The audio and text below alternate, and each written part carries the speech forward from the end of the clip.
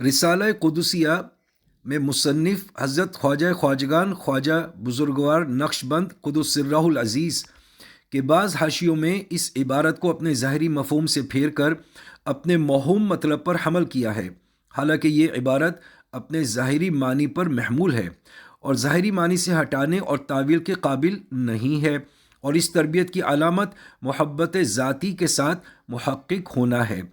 اور اس کے تحقیق سے پہلے ممکن نہیں، اور محبت ذاتی فنا کی علامت ہے، اور فنا سے مراد اللہ تعالیٰ کے سوا ہر چیز کا فراموش ہو جانا ہے۔ پس جب تک تمام علوم پورے طور پر سینے کے میدان سے صاف نہ ہو جائیں اور سالک جہل مطلق کے ساتھ متحقق نہ ہو جائے، وہ فنا سے بہرہ ور نہیں ہو سکتا، اور یہ حیرت و جہل دائمی ہے، اس کا زائل ہونا ممکن نہیں ہے،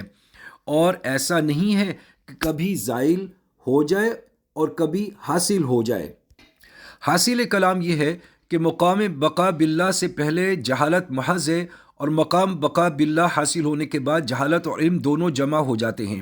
سالک عین نادانی کی حالت میں شعور کے ساتھ ہوتا ہے اور عین حیرت کے وقت میں حضور کے ساتھ ہوتا ہے، اور یہ مقام حق الیقین کا مقام ہے، اور اس میں علم اور عین ایک دوسرے کے لیے حجاب نہیں ہے،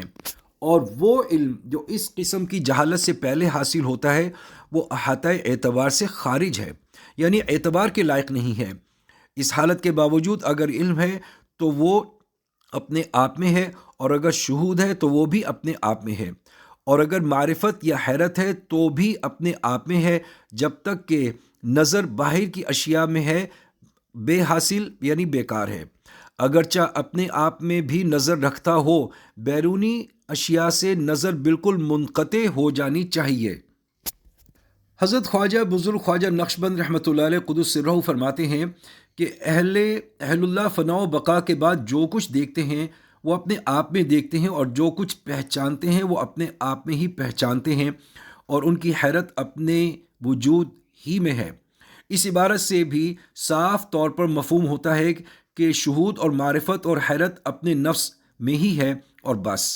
اپنے آپ سے باہر کی اشیاء میں ان میں سے کوئی بھی نہیں ہے۔ جب تک ان تینوں میں سے کوئی امر بھی اپنے نفس سے باہر میں ہے، اگرچہ اپنے آپ میں بھی رکھتا ہو، اس کو فنا حاصل نہیں ہوتی،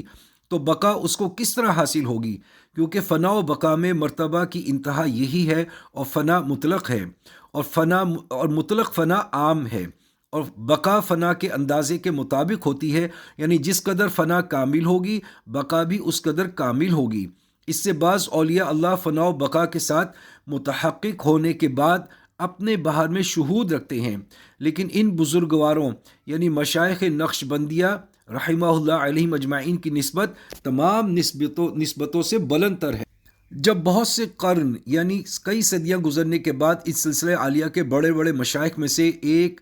یا دو کو اس نسبت کے ساتھ شرف بخشتے ہیں، تو دوسرے سلسلوں کے بارے میں کیا بیان کیا جائے؟